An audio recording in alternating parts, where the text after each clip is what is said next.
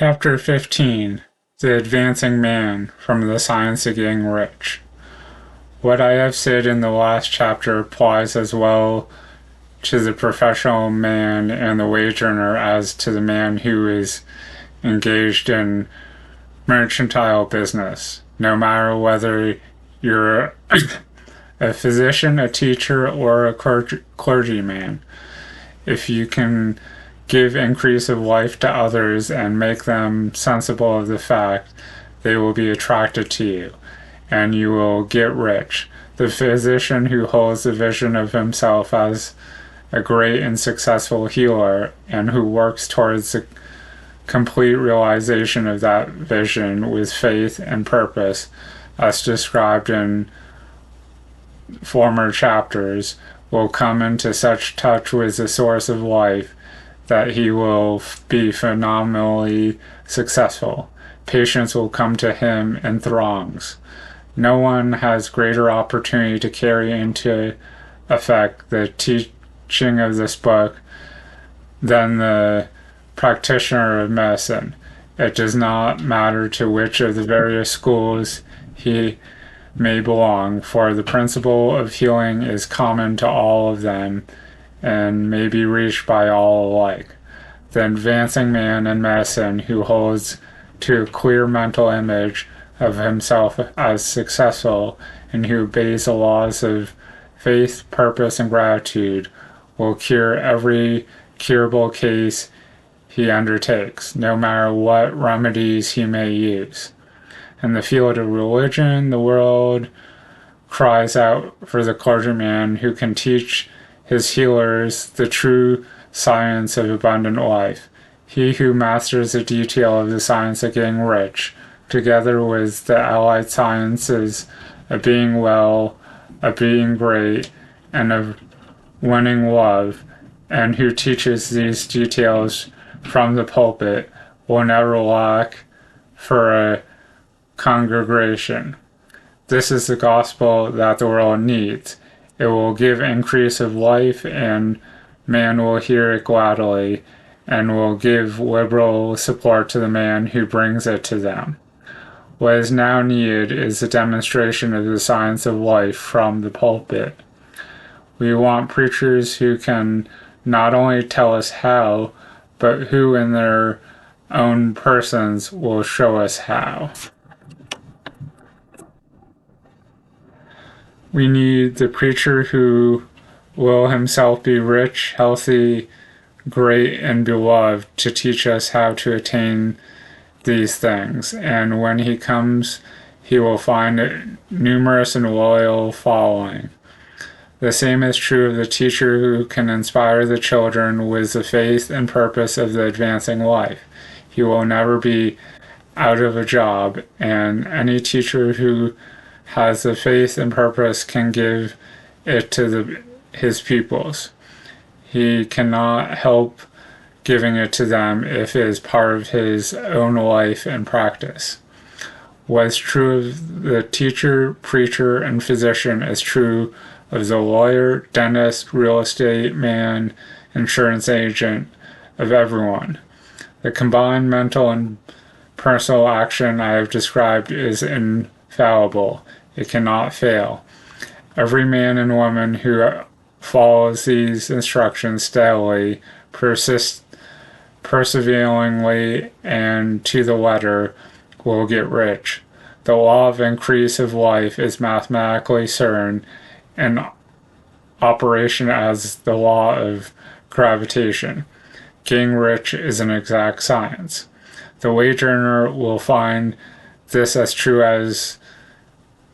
of his case as any of the others mentioned.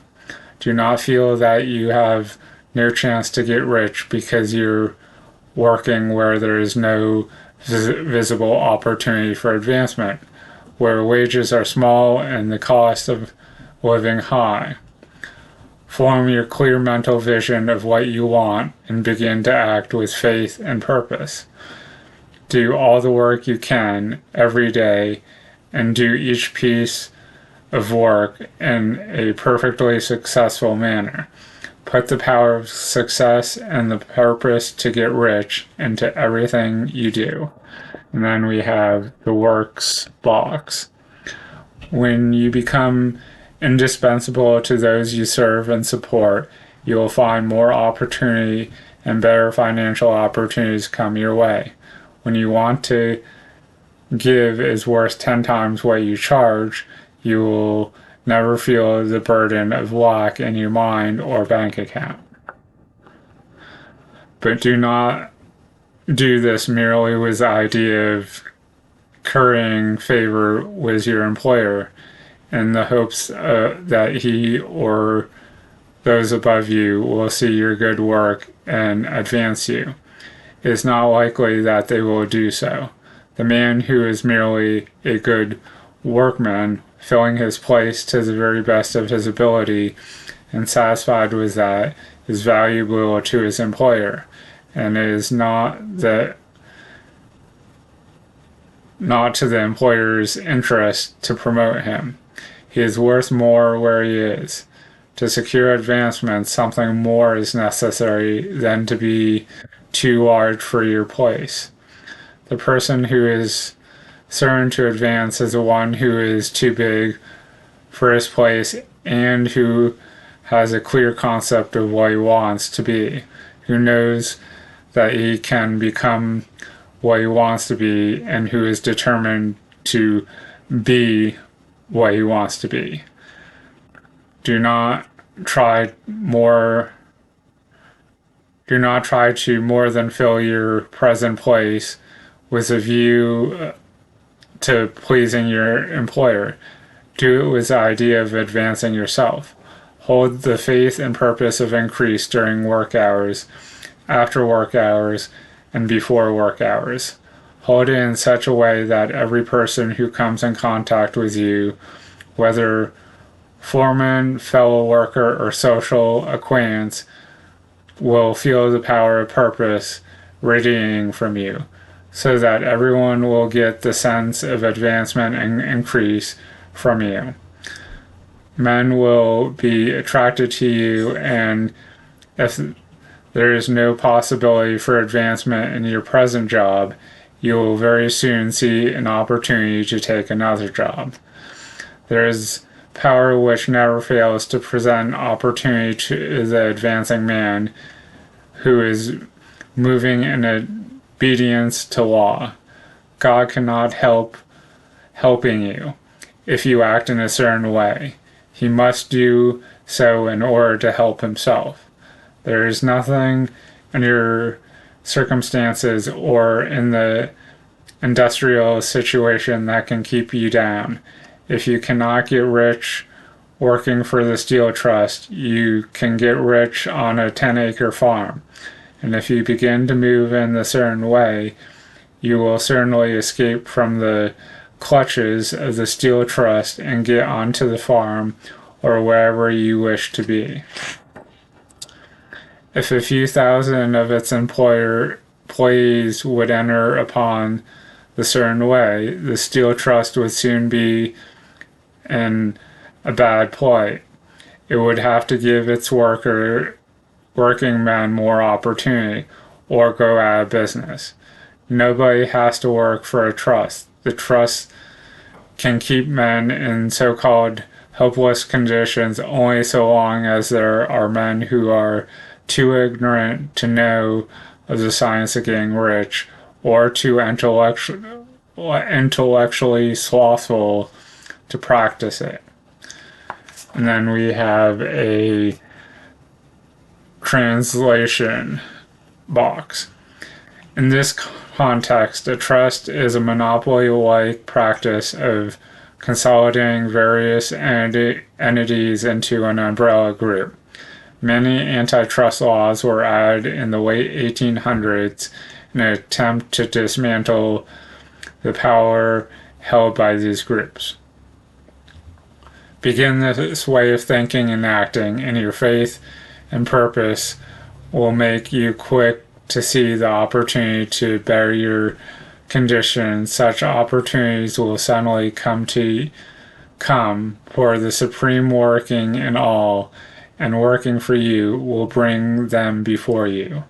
Do not wait for opportunity to be all that you want to be. When an opportunity to be more than you are now is presented and you feel impelled towards it, take it. It will be the first step towards a greater opportunity.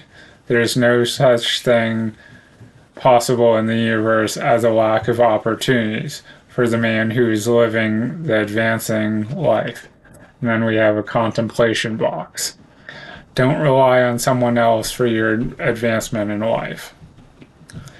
It is inherent in the constitution of our cosmos that all things shall be for him and work together for his good, and he must certainly get rich if he acts and thinks in a certain way. So let wage-earning men and women study this book with great care and enter with confidence upon the course of action it prescribes. It will not fail. And then we have the works box. When you go about every day with the goal of doing your best, operating from the space of full mastery, you'll be surprised as the new ideas you start to have, the things you start to notice, and the inspiration you begin to feel. This process is your goal of being slowly pulled in and your intuition guiding you in the right direction. And then we have the exercises at the end of the chapter.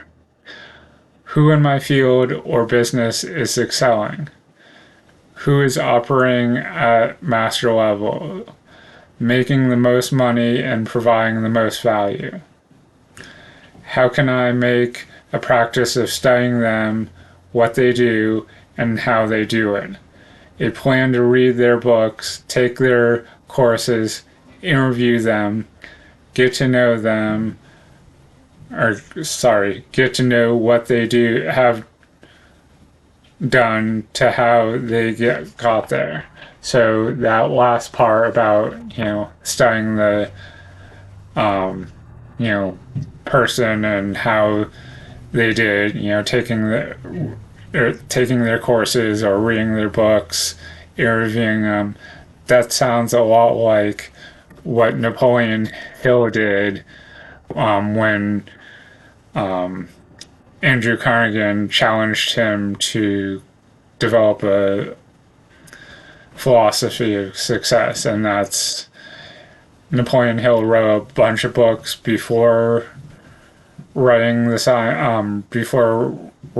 Think and Grow Rich, but Think and Grow Rich basically was the distillation of everything just combined in one place of Napoleon Hill studying 500 people. So kind of interesting that, another spot in The Science of Getting Rich kind of alluded to stuff that's in Think and Grow Rich. It's all success related. So there's obviously going to be some parallels. Hopefully you found some value in this. Keep checking back for some more Science of Getting Rich and some more of the quick start to the Science of Getting Rich. The last couple of videos from the quick start guide haven't been getting pushed out there, so maybe go to my channel and look for them. Thanks, and have a good day.